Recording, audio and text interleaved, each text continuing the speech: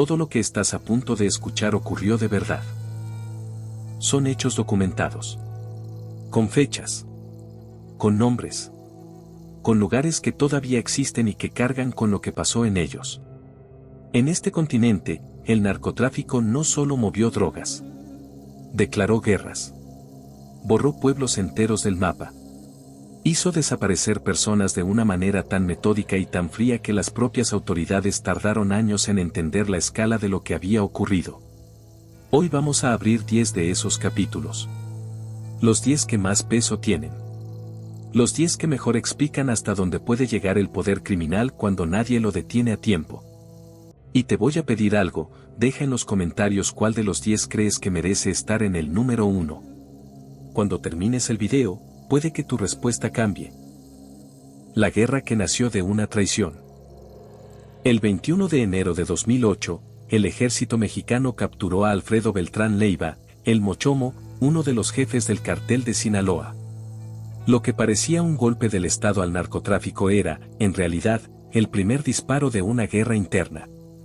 Los hermanos Beltrán Leiva, Arturo, Héctor, Carlos y Mario, estaban convencidos de que la captura de El Mochomo no fue obra de la inteligencia militar. Fue una entrega. Y señalaban directamente a Joaquín, el Chapo Guzmán y a Ismael, el Mayo Zambada como los responsables de haberlo vendido a las autoridades para eliminar un competidor incómodo dentro de su propia organización. La ruptura fue inmediata y brutal. Los Beltrán Leiva se aliaron con el cartel de los Zetas, el enemigo histórico de Sinaloa, y declararon la guerra a sus ex socios. Lo que siguió fue una oleada de violencia en Sonora, Sinaloa, Guerrero y el Estado de México que duró años y que se contó en cientos de muertos. El 8 de mayo de 2008, Edgar Guzmán López, hijo de El Chapo, fue asesinado en Culiacán en una emboscada que muchos atribuyen directamente a los Beltrán Leiva. Tenía 22 años. El Chapo respondió. Arturo Beltrán Leiva, el Barbas, murió en diciembre de 2009 en un operativo de la Marina en Cuernavaca. Una traición real o fabricada detonó años de guerra. Y ninguno de los bandos volvió a ser lo que fue antes de ese enero de 2008. Cuando el arma te devora. Hay una regla no escrita en el narco que todos aprenden eventualmente. Nunca le des a tu sicario más poder del que puedes controlar. El cartel del Golfo aprendió esa lección de la manera más dolorosa posible.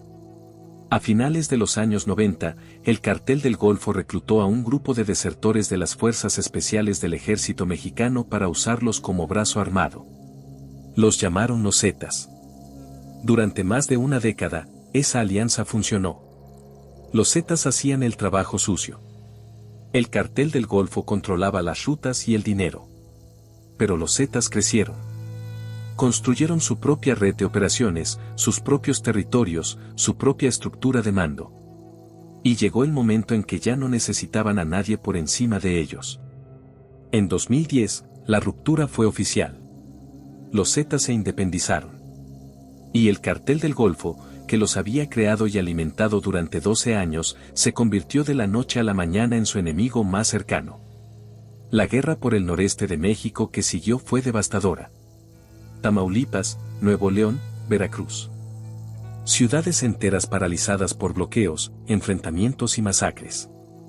Los Zetas aplicaron en su antiguo empleador exactamente los métodos que ese mismo empleador les había enseñado. El cartel del Golfo sobrevivió. Los Zetas también. Pero el noreste de México cargó durante años con el costo de esa separación. El fin del escuadrón de élite. Dentro del cartel de Sinaloa, hubo un grupo que se convirtió en su propio fenómeno. Los Antrax. El escuadrón de élite de los Chapitos, los hijos de El Chapo. No eran sicarios comunes. Eran jóvenes de familias del narco con acceso a recursos, a armamento de alto poder y a una ostentación deliberada que usaban como herramienta de intimidación. Vivían abiertamente. Publicaban fotos en redes sociales con armas, vehículos de lujo y ropa de marca. Hacían del narco un estilo de vida visible y aspiracional para las comunidades donde operaban. Su comandante era Rodrigo Arechiga Gamboa, el chino Antrax. Considerado el jefe de sicarios de los Chapitos en su momento de mayor poder. El 30 de diciembre de 2013, el chino Anthrax fue detenido en el aeropuerto de Ámsterdam, Países Bajos, cuando intentaba abordar un vuelo. La información que llevó a su captura llegó desde adentro del propio cartel de Sinaloa. Lo que siguió fue una cacería sistemática de todos los miembros del grupo. Algunos cayeron muertos en enfrentamientos. Otros fueron capturados. Varios simplemente desaparecieron, absorbidos por la misma organización que los había creado. El chino Anthrax fue extraditado a Estados Unidos, se convirtió en testigo colaborador del gobierno americano y declaró contra su propio cartel. Murió en 2023 en circunstancias que todavía no han sido completamente aclaradas. El hijo del jefe. El 8 de mayo de 2008, en una plaza comercial de Culiacán, un grupo armado abrió fuego con rifles de alto poder contra un grupo de jóvenes. Entre las víctimas estaba Edgar Guzmán López. Tenía 22 años. Era el hijo de Joaquín El Chapo Guzmán. Los atacantes llegaron sabiendo exactamente quién iba a estar ahí y a qué hora. La emboscada fue precisa. Y la autoría, aunque nunca confirmada en un tribunal, apuntó desde el principio hacia los Beltrán Leiva, que para ese momento ya habían declarado la guerra a El Chapo. El velorio de Edgar Guzmán se convirtió en un evento que ilustró el poder simbólico del narco mejor que cualquier otro. Las coronas de flores que llegaron al funeral estaban hechas de rosas blancas con pétalos de oro auténtico. Los arreglos florales costaban decenas de miles de dólares cada uno. El despliegue de luto era también un despliegue de poder.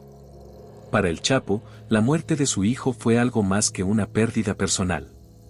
Fue una declaración de que nadie, ni siquiera la familia del jefe más poderoso, estaba fuera del alcance de la guerra. La respuesta de El Chapo fue metódica y sangrienta. Y aceleró la destrucción de los Beltrán Leiva como organización independiente. El hombre que hacía desaparecer personas. Antes de que el mundo conociera su nombre, Santiago Meza López era albañil en Tijuana. Un hombre común. De apariencia tranquila. Con familia. Con vecinos que no sabían nada. Entre el año 2000 y el 2009, Santiago Meza trabajó para el cartel de los Arellano Félix y para la célula de Teodoro García Cimental, el Teo. Su trabajo era específico y no tenía nada que ver con la albañilería. Le traían cuerpos. Y él los hacía desaparecer. El método que usaba era compraba tambos de 200 litros y los llenaba con agua y sosa cáustica granulada, entre 40 y 50 kilos por tambo. Cuando la mezcla hervía, introducía los cuerpos completos. En aproximadamente 2 horas, la carne se disolvió. Los restos líquidos eran trasladados en camionetas y arrojados en fosas o arroyos en las afueras de la ciudad. Hacía esto por $600 a la semana. Fue capturado por el ejército mexicano el 22 de enero de 2009 en Tijuana. Durante el interrogatorio televisado que le hicieron esa misma semana, un reportero le preguntó cuántas personas había deshecho. Respondió, más de 300. Cuando las autoridades revisaron el predio conocido como La Gallera, encontraron entre 14.000 y 15.000 fragmentos de restos humanos en distintas fosas. Investigadores independientes calcularon que la cifra real de víctimas podía superar las 700 personas. La mayoría nunca tendrá nombre. El método de Santiago Meza destruyó cualquier posibilidad de identificación por ADN. Fue sentenciado finalmente a 30 años y 8 meses de prisión en 2024. Los restos de sus víctimas siguen sin ser identificados. El día que el cartel derribó un helicóptero del ejército. El 1 de mayo de 2015, el gobierno mexicano lanzó lo que pensaba que era una operación de sorpresa. 4 helicópteros militares. Fuerzas especiales. El objetivo, capturar a Nemesio Oseguera Cervantes, el Mencho, el líder del cartel Jalisco Nueva Generación. El CJNG estaba esperando. Cuando el helicóptero Cougar con matrícula 1009 de la Fuerza Aérea Mexicana sobrevolaba la carretera de Villa Purificación, en el sur de Jalisco, un sicario lo apuntó con un lanzacohetes de fabricación rusa. Lo disparó. Y lo derribó. 7 militares murieron en el impacto. 12 resultaron heridos. El Mencho escapó. Ese mismo día, en coordinación perfecta con el ataque aéreo, el CJNG bloqueó carreteras con vehículos en llamas y ejecutó ataques simultáneos en 25 municipios de Jalisco. Todo al mismo tiempo. Todo coordinado. Era una demostración. El CJNG no era un cartel de narcotraficantes. Era una fuerza militar capaz de enfrentarse al ejército y ganar en campo abierto. El gobierno federal lo llamó hecho atípico. La realidad era más sencilla y más aterradora. En México había surgido un actor criminal con capacidad de guerra convencional. Los 72 que se negaron. La noche del 21 de agosto de 2010, 2 autobuses con migrantes centroamericanos y sudamericanos transitaban por el estado de Tamaulipas. Iban al norte. Buscaban cruzar la frontera. Llevaban meses ahorrando para ese viaje. Hombres armados los interceptaron en la carretera y los trasladaron a una bodega abandonada en el ejido El Huizachal, en el municipio de San Fernando. Eran sicarios de los Zetas. En esa bodega, los pusieron frente a 2 opciones. Unirse al cartel. O morir. 72 personas se negaron. Fueron ejecutadas de espaldas, una por una, con un disparo en la cabeza. 58 hombres y 14 mujeres. Hondureños, salvadoreños, guatemaltecos, ecuatorianos, brasileños. Personas que no tenían ninguna relación con el narcotráfico. Personas que solo querían llegar al otro lado de una frontera. 2 sobrevivieron. Un ecuatoriano que fingió estar muerto y caminó durante horas con una bala alojada en la mandíbula hasta encontrar un retén de la Marina. Un hondureño que logró escapar en la oscuridad. Cuando la Marina llegó al rancho, encontró los 72 cuerpos apilados en la misma bodega donde habían sido ejecutados. El investigador principal del caso desapareció al día siguiente de iniciada la investigación. Nunca fue visto de nuevo. En 2011, en el mismo municipio de San Fernando, las autoridades descubrieron 48 fosas clandestinas con 196 cuerpos adicionales. La mayoría, también migrantes. El pueblo que los Zetas borraron del mapa. Hay una cifra que ninguna autoridad mexicana ha podido confirmar oficialmente y que tampoco ha podido desmentir. 300 personas. Ese es el número que manejan las familias de las víctimas. El número que declaró en un tribunal americano uno de los propios miembros de los Zetas. El número que investigadores independientes del Colegio de México y de ProPublica documentaron con nombres y testimonios. 300 personas secuestradas, asesinadas y en su mayoría incineradas en el municipio de Allende, Coahuila, durante el fin de semana del 18 al 20 de marzo de 2011. ¿Por qué? La respuesta empieza en Washington. La DEA había obtenido el número PIN de los teléfonos BlackBerry de los hermanos Miguel Ángel Treviño, el Z40, y Omar Treviño, el Z42, los líderes de los Zetas. Compartió esa información con su unidad de confianza en México, la Unidad de Operaciones Sensibles de la Policía Federal, para proceder a su captura. Alguien en esa unidad le pasó la información a los Zetas. Cuando el Z40 supo que alguien dentro de su propio círculo en Coahuila había hablado, la respuesta fue inmediata y despiadada. Los sospechosos eran 3 narcotraficantes locales, Alfonso Cuellar, Héctor el Negro Moreno y Luis Laguiche Garza. Pero para cuando llegaron los sicarios, los 3 ya habían cruzado la frontera hacia Texas. Así que los Zetas fueron por sus familias. La tarde del 18 de marzo, entre 60 y 200 sicarios armados entraron al municipio de Allende en camionetas. Irrumpieron en casas, ranchos, negocios. Secuestraron a cualquiera con el apellido Garza. A cualquiera que trabajara para ellos. A cualquiera que estuviera en el lugar equivocado. Según los bomberos que después levantaron el testimonio, los secuestrados eran trasladados al rancho Los Tres Hermanos.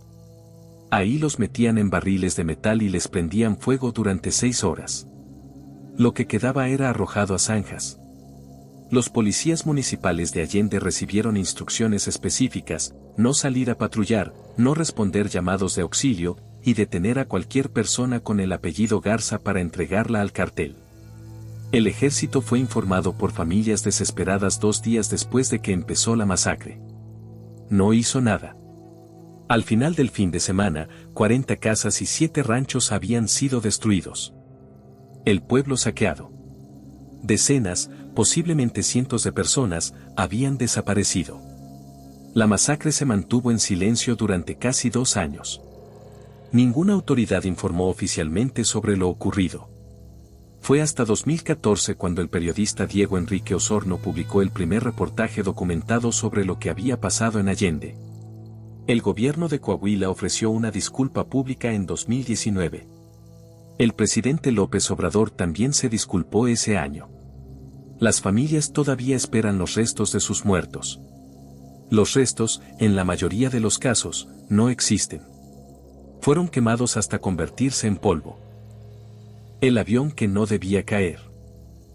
El lunes 27 de noviembre de 1989, a las 7:11 de la mañana, despegó del aeropuerto El Dorado de Bogotá el vuelo 203 de Avianca con destino a Cali. A bordo viajaban 107 personas. A 5 minutos del despegue, a 10.000 pies sobre el municipio de Soacha, una bomba estalló en la parte central del fuselaje. El avión se desintegró en el aire. No hubo un solo sobreviviente. El objetivo era César Gaviria, candidato presidencial. Gaviria no subió al vuelo ese día porque uno de sus escoltas tuvo una sensación que no supo explicar bien pero que lo convenció de no abordar. 107 personas murieron por ese presentimiento. La autoría fue del Cartel de Medellín, de Pablo Escobar, que en ese momento había declarado la guerra total al Estado colombiano para evitar su extradición a Estados Unidos. El avión fue parte de una campaña de terror que también incluyó bombas en centros comerciales, en la sede de la inteligencia colombiana, en edificios gubernamentales de múltiples ciudades. Lo que hace al vuelo 203 especialmente perturbador no es solo la escala de la masacre. Es la frialdad del cálculo detrás de ella. No importaba si el objetivo principal no estaba a bordo. No importaba quién más iba en ese avión. 107 personas eran un costo aceptable para el Cartel de Medellín. César Gaviria ganó las elecciones de 1990 y fue el presidente que coordinó la cacería que terminó con Escobar en diciembre de 1993. Los 107 del vuelo 203 no vivieron para verlo. La guerra contra un país entero. Y llegamos al número 1. No porque sea el más reciente.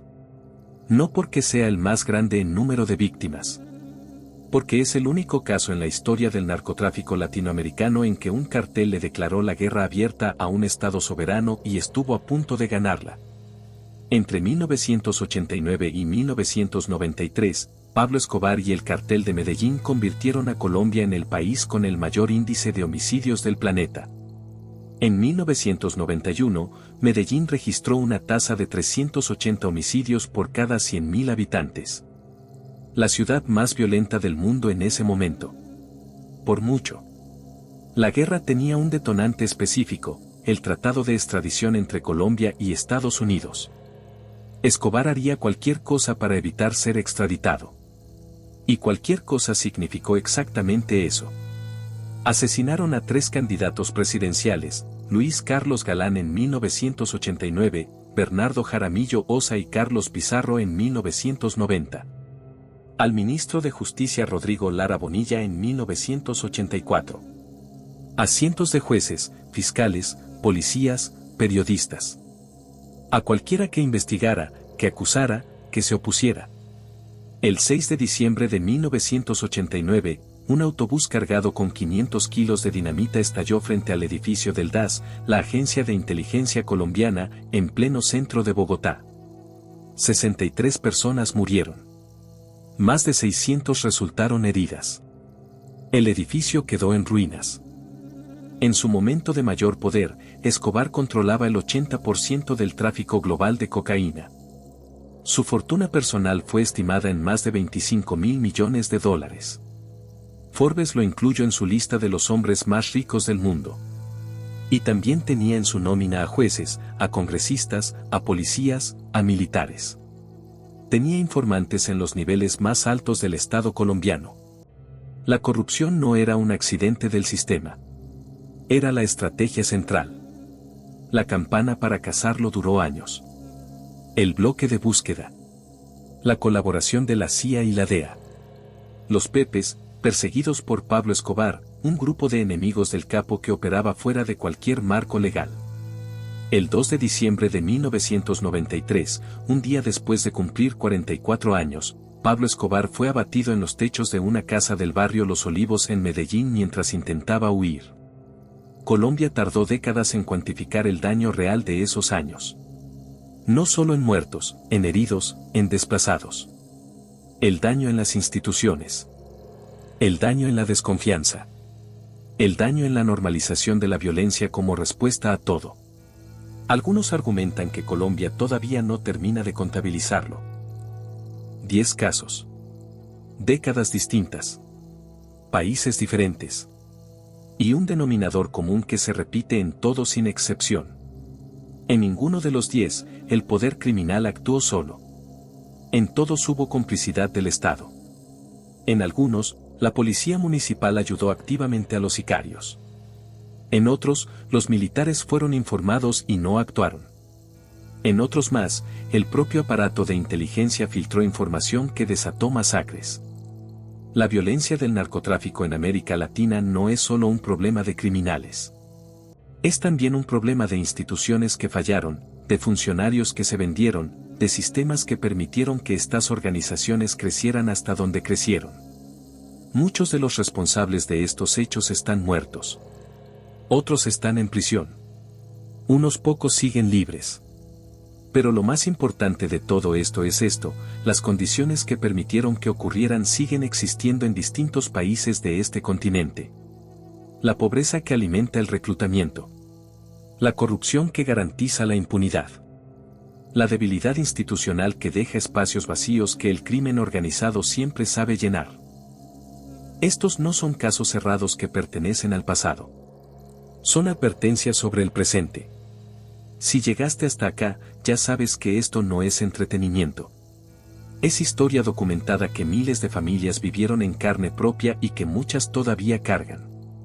Contar estas historias con rigor, sin morbo, y con respeto hacia las víctimas es lo único que podemos hacer desde este espacio para que no queden en el olvido. Si crees que este trabajo vale la pena, suscríbete al canal. Activa la campana. Y comparte este video con alguien que creas que necesita entender de dónde viene realmente la violencia del narco en América Latina. Y dime en los comentarios, ¿cuál de los 10 te parece el acto más brutal? ¿Cambió tu respuesta respecto a lo que pensabas al principio del video? Porque aquí no contamos historias ligeras. Aquí abrimos el archivo crudo.